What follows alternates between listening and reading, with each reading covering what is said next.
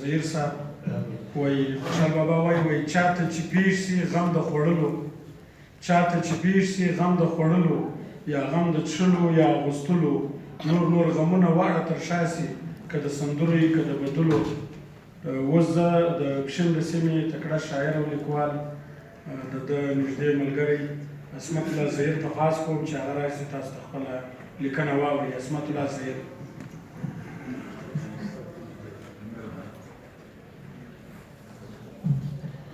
بسم الله الرحمن الرحیم.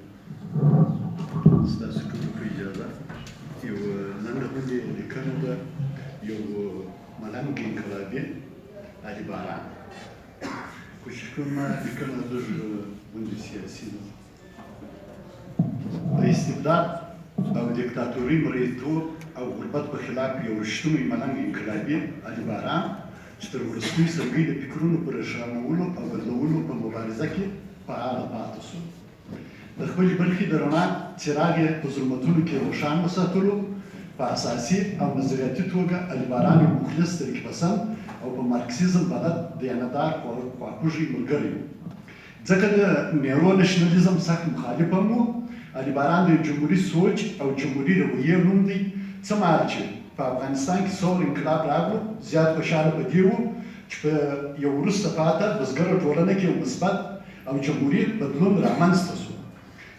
دا بدمرغه پښتني ټولنه د دا بدمرغې پښتني ټولنې استعماري تکون به نور له منځه یوسي. هم به د مستمره پښتنو سیاسي ملي تحریک ته یو نوی توان ور په برخه کړي. دا چې وایو علي باران د یو جمهوري سوچ او جمهوري رویې نوم دی نو دا د ارواښاد یا د ناصر ټکی په دې ملنګ انقلابي پسې پیوندول به یې ناکراره کړي. ځکه چې دا ملنګ انقلابي د یو داسې ریالیستي سوچ او اپروچ څښتن و چې د حق انصاف او رڼا سوچ و. د ظلم استثار غلامۍ او دیکتاتورۍ په خلاف د مزاحمت نوم علي باران دی. ما علي باران په لومړي ځل د امارګي د تحریک په مهال په 1985 کلونو کې د پوځي رژیم په خلاف په لومړي ځل د مزاحمت په حالت کې لیدلی دی. د چنار روډ د ریګل وطن مخته چې د بجلۍ کومه تنبه ولاړه وه د تنبې تر یوه خوا مولوي نصرالله رډ مولوي لاس کښلی و. د جنرال ضیا د رژیم خلاف یې وینا وروله. د تنبې تر دا بله خوا ملنګ انقلابي علي باران لاس راګرځولی و. د جلات ضیا خلاف یې وینا وروله. ملک امان کاسۍ، میراخان مندوخیل، امان بازۍ او درمان سور او د نورو ګوندونو کارکنان ورباندې راټول وو. وروسته مولوي نصرالله او علي باران پولیسو ګرفتار کړل.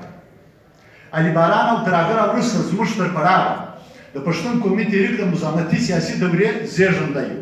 همدغه د تحریک د تودې مبارزې دوره وه. د پښتون قومي تحریک ملي اهدافو ته د نه رسېدو مهم ټکی همدا کېدلی شي چې پارلماني مراعاتو ته یې پر ملي اهدافو اولویت ورکول شو. د مزاحمت پر ځای د مقاومت تګلاره غوره وبلل شوه. خپل ملنګ انقلابي علي باران ما ته په کوټه کې د کتابونو پر دوکانونو لیدلی او لټولی. کله د عصمت سینما سره د چاچا عبدالحق بلوز پر دوکان او کله په لیاقت بازار کې د عبدالجبار کاکا پر روشن کتاب پلورنځی او په اخره کې د غورځنګ پر کتاب پلورنځي. کتاب لوستل یې تر هر څه خوښ کار و. یوازې دا نه چې کتاب یې لوستلو، د کتاب تحلیل یې په بشپړه انداز درسره شریکولو. سیاسي پیشنګویي یو بل اریانوونکی کمال و. د نجم سیټي په ډول یې کومه مرغۍ نه درلوده خو تجزیه به یې په اخره تجربه کې هغه د علي باران تجزیه ثابته شوه. د مثال په توګه د امارډي د مرکزي او اخري ناسته چې په 6 بټل جنا روډ کې وسوه د علي باران تجزیه دا وه چې دا د امارډي وروستۍ غونډه شوه. رښتیا هم په دا سبا په پېښور کې په متبادي کانفرنس کې د امارډي تابوت ښخ شو. علي باران د یو سیاسي او مترقي سوچ درلودلو سره د پښتو ادب سره هم ډېره مینه درلوده. په خصوصیت سره د اجمل خټک او سلیمان لایق شاعري یې زیاته خوښوله. د رنځوري جنسي او درباري شاعري کلک مخالفت به یې کولو. د طریق صاحب ناولونه یې په ډېر خوند سره لوستلو. په د اخره کې ملا بسم الله المعروف عارف افغاني د علامه نیاز فتح پوري په من وجدان هم بلد کړو. مطلب په د اخره کې د مذهبونو په اړه مطالعه بیخي پراخه هم قوي شوه. داسې مخلص، زحمتکش او روشنفکره څوک په وختونو را پیدا کېږي او تر وختونو به پر زړونو او فکرونو واکمني کوي رویه تل خوشحاله او په سکون د پښتو نړیوالې جرګې دې یادګونې ته په درنښت. زهیر صاحب ډېره مننه. لایق صاحب وایي ته خپله وینه ورنذرانه که دا اطمینه ده چې ته به بر سې قرباني هسې د مینې کار دی یوازې نشته چې پرې خبر سې.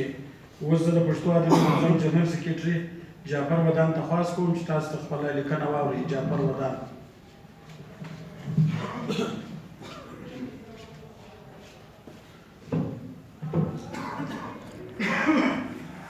بسم الله الرحمن الرحیم. د صدر مجلس او ستاسو د ټولو ګډونوالو په اجازه دا یو کوچنی تاثراتي مضمون دی چې عنوان یې نشته. عنوان یې ولې نشته؟ دا سوال چې څومره ساده او اسانه دی هغومره پیچلی هم دی، ځکه چې د هر شي خپل عنوان خپل نوم وي، که هغه مضمون وي، که کالم، که نقل وي، که افسانه، که ډرامه وي، که ناول، او د آزاد او د پابندو شعرونو هم خپل خپل عنوان وي. عنوان یو لازمه شی دی. په قرآن عظیم الشان کې هم هر صورت ته خپل خپل نوم ورکول سوی دی، خو زما د دې مضمون یو نوم نشته. دا لکه د پښتنو سیاست بې نومه دی، لکه د خره زل نوم یې مه اخلئ، پر ځان یې واچوئ او ځان خوله کوي. هسې هم پښتانه وایي چې یخ د خدای په روی نه ګرځي، د خره په زل ګرځي. تر خره پورې مو خرطوبي را یاده سوه او تر خرطوبي پورې بیا پښتانه. څوک چې اوس هم خر د بې عقلۍ نښه ګڼي او بې وقوفۍ ته د خرطوبي نامه ورکوي. یو مار یې له یوه سروي څخه په وار وار خوري او دوی بیا هم په هغه سروي ګوتې خلاصه کوي، دواړه لاسونه منډي. دوی اوس هم سیاست ته د ادب کل وایي او غواړي چې ادب او صحافت یې د چا څنګلوری نسي پاته. یا په بله معنا دا بدبخته خلک دا غواړي چې ادب او صحافت دې کومه نظریه نه ولري او لکه د دوی سیاست بس بې مقصده، بې منزله، بې مرامه دې روان وي. لږ تر لږه 100 کاله یې په جنګ او په مبارزه کې راتېر شول، خو کامي بیانیې بیا هم نشته. دوی اوس هم ولسي واک د جمهوریت په معنا اخلي، خو عملي کوي یې د شخصیت پرستۍ په رڼا کې. د نظام تقسیم به د خدای تقسیم ګڼي او د نظام لوږې تندي او ټکسرې به په فطرت پسې لیکي. اول به ترین کاکړ او اسکزی وي، بیا کندهاری، پېښوری، ناکابلی. سیاست یې دومره متنازع کړی دی چې اوس هم په کور کې کوم کوچنی درواغ وایي نو دوی ورته وایي چې دا کوچنی سیاست کوي، خو علي باران داسې نه و. که زه غلط نه وم، له ما سره چې د ده کوم وروستی ملاقات و هغه د ده پر دې ټکو پای ته رسېدلی و چې په نس مې دې نه مړوي موږ نه مرو، په نس مې دې نه مړوي موږ نه مرو، که یې غیر سیاسي کړو موږ به مړه سو. له همدې یوې جملې څخه تاسو اندازه وکړئ چې علي باران د سیاست او سیاسي هلو ځلو څومره قایل و. په سوچه پښتنه دریشۍ کې نغښتی پښتون کامرې چې کله کله به په موټ کې و د جي بوټو ناره به یې هم په لوېدلې غږ کوله. زما لور زیات د 12-14 کلونو شناخته، خو پېژندلی ما په هغه ورځ و کله چې دی پر ډاکټر شیر محمد رور د مشرق اخبار دفتر ته د بسم الله خان په ګیله راغلی و. دلته په دې پریس کلب کې پر دې ځای په دغه حال کې د ملک عبدالعلي کاکړ د تلین پروګرام و. بسم الله خان پر یلو جرنالیزم غایدلی و او ما دا هر څه ولیکل. په دا بله ورځ علي باران ناصر سره له رباني کاکړه دفتر ته راغلی، شاید د بسم الله خان کوم بیان به یې راوړی و. که څه هم رباني کاکړ په دې هکله هېڅ یادونه نه کوو چې لامل یې دا هم کېدی شي چې هغه به زه نه پېژندلم، خو علي باران یو ګړی پس راستون سو. ویل یې چې خان ډېر ناراضه دی. ما په پیغور ورته وویل چې خانان دې خدای خوشحاله کړي خو خوند به یې نه وي. بس هغه ورځ مې د کوټي ناصرانو دا کامریر په ګپه سو چې بیا دا شناخت ورځ په ورځ زیاتېده او خوږېده. تر مرګ څو میاشتې وړاندې یې ولیدم، له لرې یې راناره کړه چې اوس خو دې د معاش مسله هم حل سوې ده، بیا دې دا شونډان ولې داسې وچ دي. ما ورته وویل چې د امت په غم یې نیولی یم. دی په داسې حال کې چې د خپلو ملګرو تر څنګ راتېرېده، په غوږ کې یې سوکه راته وویل چې جی ګوټو. د منصور بخاري دکان ته یو ورځ ورننوتم، که ګورم علي باران ولاړ دی، د صوفي جمعه کتاب یې په لاس کې و. زه یې تر شا ودرېدلم، ورته مې وویل چې په غلط وخت کې چاپ سوی دی. کچه ایمانونه یې باید نه ووایي د مخ راوګرځولی روغبړ یې وکړ بیا یې ویل د ظالم زوی کمال کړی دی هر څه یې خوندي ساتلي وو باید چې یو سیاسي مشر او یو ادیب و دانشور همداسې کار وکړي اوس دې دوی جوابونه وایي صوفي خپل کار په ښه توګه ترسره ورسولی دلته ما د یو څه بحث هم وکړ ما ورته ویل چې دا وخت باید دا ځینې شیان نوی چاپ سوي لکه د آیات محمد خان شیرپا واقعه ده ویل چې دا واقعه تر هر شي زیاته ضروري وه دا واقعه دا ځایروي چې پیپلز پارټۍ د دهشتګردۍ اول هدف و ما خدایي خدمتګاران ور مخته کړل خو ده خبره بدله کړه ما ورته ویل چې د آسو مرغۍ او د ځوان بسم الله خان ذکر هم کې شته ده ویل خامخا به وي بې بسم الله یې نسي شل کولی او بیا موږ یو ساعت ښه سره وخندل د صوفي جمعه کتاب ما په هغو شپو کې وړی و خو پوره کړی مې لا اوس هم نه دی لاملونه به یې ډېر وي خو علي باران داسې نه و هغه د مطالعې ډېر زیات شوقي و زه نه یم خبر چې هغه به مطالعه د څه لپاره کوله د خپل کتارسس لپاره د علمیت او که د فطري ذوق په خاطر سړی هېڅ نسي ویلی د ده مرګ نه یوازې دا چې زموږ یو ښه ملګری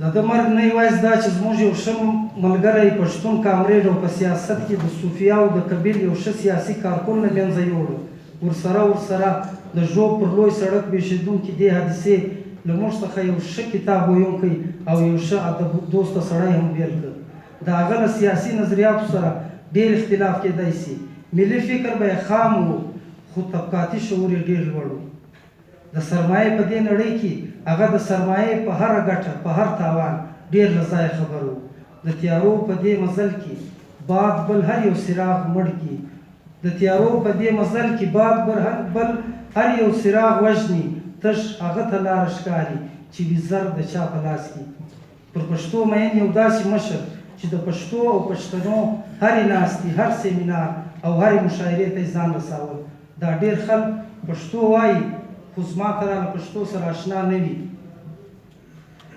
خو د علي باران اشنای پښتو او پښتونواله وه دا پروا نه کوي درویش چې د اشنا په در کې دی په وروستي صف کې ولاړ که په اول کې ناست دی که څه هم باقاعده ممبرشپ یې نه و خو علي باران به د پښتو ادبي غورځنګ او نورو ګڼو ادبي تنظیمونو همیشه ملګری و سیاست خو یې په خټه اخښول سوی و د روډ نالۍ او د ټیپو او په ټیپو کې د کیک بیک سیاست نه هغه سیاست چې د ټولنې په ګټه وي ته د خپل ځان له غمه مرې زه د جانان له غمه زاهده